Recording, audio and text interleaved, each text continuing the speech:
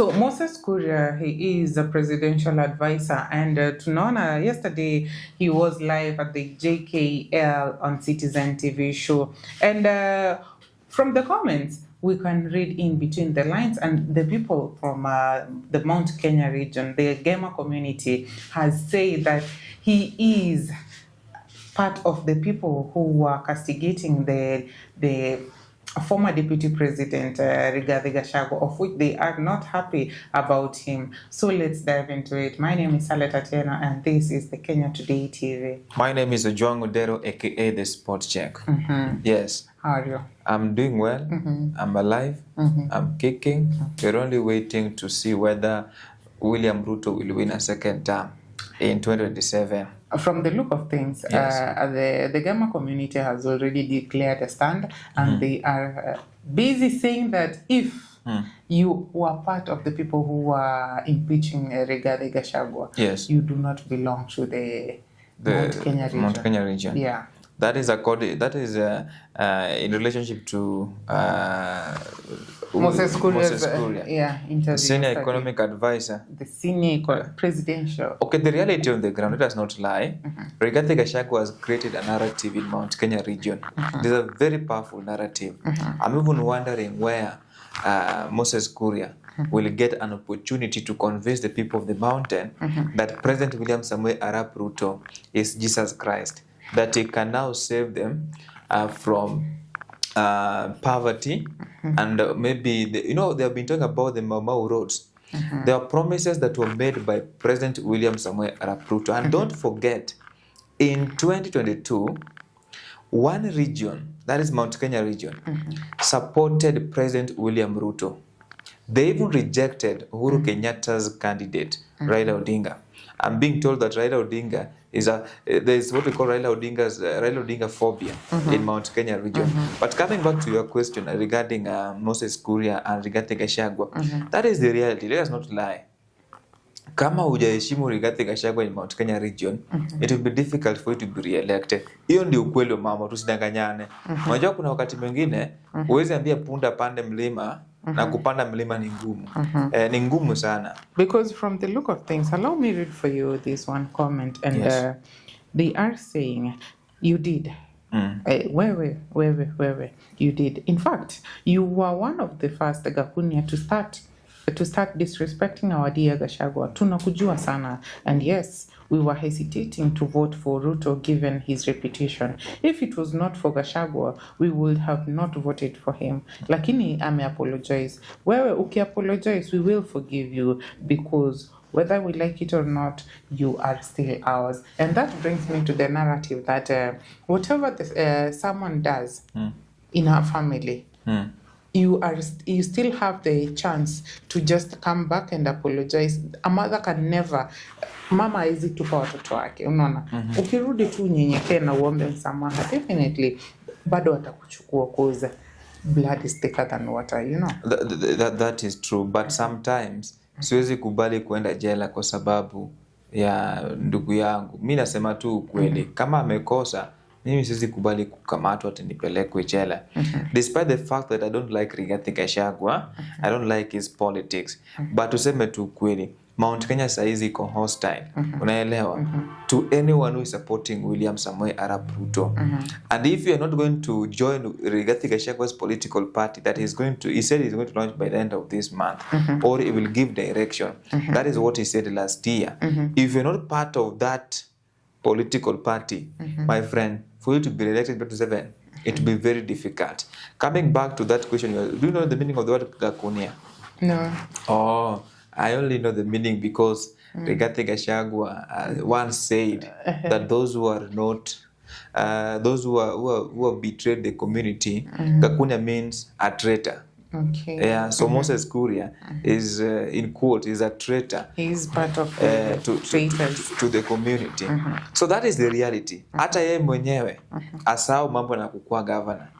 Haitakuwa rahisi. Kama anataka kuwa governor Kiambu, haitakuwa rahisi. You know, Rigathi Gachagua alisema kwamba even if you bring Uhuru Kenyatta, even right now, wameleta wale marafiki za Uhuru Kenyatta, the mountain says it is slippery. I'm telling you, if William Ruto can try to kujaribu kupanda mlima, anaweza anguka chini asubuhi mapema sana. Because from the comment we are saying that it was Rigathi Gachagua who brought him to the people of the mountain, and at least they had faith that maybe because our brother believes in him, maybe he will. There might be another side of him. Maybe we should give him a chance, and they did. I beg to disagree with that statement that it is Rigathi Gachagua who made William Ruto to win votes in Mount Kenya region. This is the reality. Let me tell you something. William Ruto was there from 2012. Unaona? They were with Uhuru Kenyatta. Yangu 10, yako 10. Are they forgetting that Uhuru Kenyatta is the person that introduced William Ruto to the people of the mountain? That is the reality on the ground. I think Rigathi Gachagua only fueled that anger that the mountain had in Uhuru Kenyatta by having an handshake with William Samoei Arap Ruto, not William Ruto, by Raila Odinga. It was very unfortunate, despite the fact that he has now found a position in Mount Kenya and is going to make William Ruto a one-term president. But it was very unfortunate for him to say that toto wetu anapeleka project zote Nyanza region. And you know, pale kulikuwa na mambo inaitwa Raila phobia, and Rigathi Gachagua was able to use it. Ule Raila ni mbaya, something like that, and people were able to vote for William Samoei Arap Ruto, not because he was a good person. They were going against Uhuru Kenyatta as a person. And Rigathi Gachagua amekuja akaregret baadaye hadi akaomba msamaha. By the way, the person who was talking about hiyo kuomba msamaha, Rigathi Gachagua aliomba msamaha. But this is my honest opinion. Rigathi Gachagua should not make his personal problem with William Samoei Arap Ruto a Mount Kenya problem. Because right now we can see that currently he is the kingpin of the gamer community. So I don't know if you see a potential. Who is the kingpin? Rigathi Gachagua. No, he cannot. Why? Let me tell you why Rigathi Gachagua cannot be the kingpin. The kingpin is still alive. The kingpin is still... who is the kingpin of the gamer community? In fact, Rigathi Gachagua is the one who said the undisputed kingpin of Mount Kenya is not another Uhuru Muigai Kenyatta, the former president, Kamwana. That is the kingpin of Mount Kenya region. Sio mimi ndo nimesema. Can you ask yourself, why was he not able to give numbers from the Kikuyu, the mountain region? You see, the mountain were actually, I don't know who confused the mountain. Because whatever Uhuru Kenyatta was trying to say, one man, one vote, one shilling in BBI, even the creating more constituencies, wao ndio walikuwa wanaenda kubenefit. Hiyo ndio ukweli wa mambo. I think the head of state William Ruto and Rigathi Gachagua together with this team, I think they confused the people of Mountain and they voted for William Samoei Arap Ruto. In fact, Rigathi Gachagua said in Nyeri town constituency last week, he said, kumbe wewe Wambugu ulikuwa umeona hii kitu, sisi hatukuwa tumeona. Kumbe wewe ndio ulikuwa umesoma ground. It was time to say that Uhuru, yani kwa sababu Wambugu alikuwa the former member of parliament for Nyeri town, anaitwa Wambugu, alisema kwamba alikuwa part of Uhuru Kenyatta's team. The people that were saying that the head of state before he became a head of state is not a good person, you cannot trust him. Hata Uhuru mwenyewe alitumia lugha ya mama akawaongelesha pale, I think ilikuwa Sagana. Akamwambia kwamba mimi ndio najua huyu mtu. Mimi ndio namjua. Na hadi akasema kwamba you guys will regret. Sasa hizi hiyo phrase imeenda huko nini? Maeneo nini? But tusidanganyane. Being that Uhuru saizi yako karibu na William Samoei Arap Ruto, it does not mean that Uhuru ametoa watu wa Mount Kenya akampelekea. Hii hakuna. Hiyo imeenda. Sasa hizi William Ruto sasa anafaa kuingia huko Raila Odinga's backyard, Nyanza, Western and Coast. The mountain is gone. And do you think right now, with the current state of our politics, do you think that Uhuru Muigai Kenyatta is able to again influence the people from the mountain to at least support one person? No, it is not possible. Do you know why? You see, those people, they are you know, wanna feel like they have been betrayed. Unaelewa? Let me ask you something. If they could not listen to Uhuru Kenyatta, when Uhuru Kenyatta wanted them to support Raila Odinga, Niambie saizi kwanza ile kimeshika huko ndani, mtoto wetu alivukuzwa kazi, wakaleta mwingine wa kuchagua. I'm telling you, this is not part of your question, but I'm telling you, hata watu ambao walikuwa na support William Ruto, mtu kama Ndindi Nyoro, amepotea.